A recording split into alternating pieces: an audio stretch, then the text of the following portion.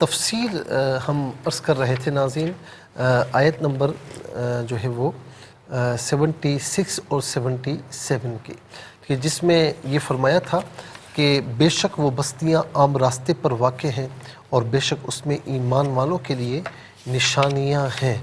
یہ خاص طور پر ناظرین 76 وَإِنَّهَا لَبِسَبِيلٍ مُقِيمٍ إِنَّ فِي ذَلِكَ لَآيَةً لِلْمُؤْمِنِينَ۔ اب آگے آ جائیے آیت نمبر 77، وَإِنْ كَانَ أَصْحَابُ الْأَيْكَةِ لَظَالِمِينَ فَانْتَقَمْنَا مِنْهُمْ وَإِنَّهُمَا لَبِإِمَامٍ مُبِينٍ۔ ناظرین یہاں پر اس کا معنی یہ ہے کہ اور بے شک اصحاب الایکہ گھنے جنگل والے ظلم کرنے والے تھے، سو ہم نے ان سے انتقام لیا، اور یہ دونوں بستیاں عام گزرگاہ پر ہیں۔ ایکا کا معنی ہے گھنا جنگل، درختوں کا جھنڈ۔ تبوک یا مدین کے قریب ایک بستی ہے، اس کو بھی ایکا کہا جاتا ہے۔ اصحاب الایکہ سے مراد شعیب علیہ السلام کی قوم کے لوگ ہیں۔ اس قوم کا نام بنو مدیان تھا، بنو مدیان۔ مدین ان کے مرکزی شہر کو بھی کہتے ہیں، اور ان کے پورے ایریے کا نام بھی مدین ہے۔ یہ بھی کہا گیا ہے کہ ایکا تبوک کا قدیم نام ہے، اور اس کا لغوی معنی گھنا جنگل ہے۔ اور آج کل جو ہے وہ ایکا جو ہے ناظرین ایک پہاڑی نالے کا نام ہے جو جبل اللوث سے وادی افل میں آ کر گرتا ہے۔ تو اللہ تعالیٰ نے فرمایا کہ یہ دونوں بستیاں عام گزرگاہ پر ہیں۔ مدین اور اصحاب الایکہ کا علاقہ بھی حجاز سے فلسطین اور شام جاتے ہوئے راستے میں پڑتا ہے۔ اللہ تعالیٰ نے اصحاب الایکہ یعنی شعیب علیہ السلام کی قوم کو ظالم فرمایا، کیونکہ وہ اللہ تعالیٰ کے ساتھ شرک کرتے تھے، راستے میں ڈاکے ڈالتے تھے، ناپ تول میں کمی کرتے تھے۔ اللہ تعالیٰ نے ان سے انتقام لیا، ایک زبردست چیخ اور زلزلے نے ان کو ہلاک کر دیا۔ ان کا زمانہ لوط علیہ السلام کے زمانے کے قریب تھا۔ امام ابن عساکر نے حضرت عبداللہ ابن عمر رضی اللہ تعالیٰ عنہ سے روایت کیا ہے کہ رسول اللہ صلی اللہ علیہ وسلم نے فرمایا کہ مدین اور اصحاب الایکہ دو امتیں ہیں جن کی طرف اللہ تعالیٰ نے شعیب علیہ السلام کو مبعوث فرمایا۔ امام طبری لکھتے ہیں، ناظرین حضرت قتادہ رضی اللہ تعالیٰ عنہ سے روایت کرتے ہیں، شعیب علیہ السلام کو اصحاب الایکہ اور اہل مدین کی طرف مبعوث کیا گیا تھا۔ ان دو امتوں کو دو مختلف عذاب دیے گئے۔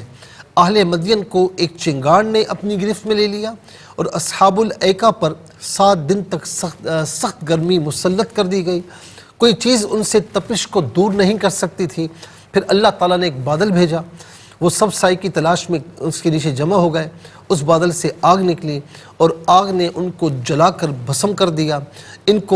اس کو عذاب یوم الذلہ کہتے ہیں، اور عذاب یوم عظیم بھی کہا جاتا ہے۔ ناظرین اس کا تفصیلی واقعہ بھی میں تھوڑی تفصیل کے ساتھ میں عرض کر دوں کہ ابن عباس رضی اللہ تعالی عنہما نے فرمایا کہ اللہ تعالیٰ نے اس قوم پر جہنم کا دروازہ کھولا تھا، اور ان پر دوزخ کی شدید گرمی بھیجی، جس سے سانس ان کے بند ہو گئے۔ اب نہ انہیں سایہ کام دیتا تھا اور نہ پانی۔ اس حالت میں وہ تہ خانے میں، یعنی جسے آپ یوں سمجھتے بیسمنٹ ہے، کوئی بیسمنٹ بنا ہوا تھا، تو وہ تہ خانے میں داخل ہوئے تاکہ وہاں انہیں کچھ امن حاصل ہو، کچھ سکون ملے، لیکن وہاں باہر سے زیادہ گرمی تھی۔ وہاں سے نکل کر جنگل کی طرف بھاگے۔ اللہ تعالیٰ نے ایک بادل بھیجا جس میں نہایت سرد اور خوشگوار ہوا تھی، اس کے سائے میں آئے اور چیخ کر پکار کر سب کو جمع کیا، ایک دوسرے کو پکار کر جمع کیا۔ مرد، عورتیں، بچے سب جمع ہو گئے، تو اللہ کے حکم سے ناظرین وہ بادل آگ بن کر بھڑک اٹھا، اور وہ اس میں سب کے سب جل کر مر گئے، جیسے بھاڑ میں کوئی چیز بھن جاتی ہے۔ حضرت قتادہ رضی اللہ تعالی عنہ کا قول ہے کہ اللہ تعالیٰ نے شعیب علیہ السلام کو اصحاب الایکہ کی طرف بھی مبعوث فرمایا تھا، اور اہل مدین کی طرف بھی۔ اصحاب ایکا جو ہے ابر سے ہلاک کیے گئے، اور اہل مدین جو ہے زلزلے سے، جسے جو ہے چنگاڑ کا نام بھی دیا گیا، اس میں گرفتار ہوئے، اور ایک ہولناک آواز کے ذریعے ان کو ہلاک کیا گیا۔ ناظرین و سامعین، یہ مختصر ہم نے آپ کی خدمت میں عرض کیا۔ اب اس کے بعد آگے ذکر آتا ہے وَلَقَدْ كَذَّبَ اصحاب الحجر المرسلین۔ اب یہاں پر آپ دیکھیں ناظرین کہ آیت نمبر 80، اور بے شک وادی حجر کے رہنے والوں نے رسولوں کی تکذیب کی، اور پھر اس کے ساتھ یہاں دیکھیں ناظرین کہ حجر، اب حجر کا معنی اور اس کا مصداق کیا ہے؟ حجر کا معنی ہے حرام۔ زمانے جاہلیت میں ایک شخص دوسرے سے حرمت والے مہینوں میں ملتا تو کہتا حجرم محجورا، یعنی اس مہینے میں تم سے لڑائی حرام ہے، تو وہ اس سے لڑائی کی ابتدا نہیں کرے گا۔ اسی طریقے سے علامہ اصفہانی کہتے ہیں کہ حجر کا معنی منع کرنا ہے۔ عقل کو بھی اس لیے حجر کہتے ہیں کہ وہ غلط کاموں اور خواہشات نفسانیہ سے منع کرتی ہے۔ حل فی ذالک قسم لذی حجر، الفجر سورہ فجر آیت نمبر 5، بے شک اس میں عقل والوں کے لیے بہت بڑی قسم ہے۔ تو یہاں پر ذی حجر یعنی عقل والے۔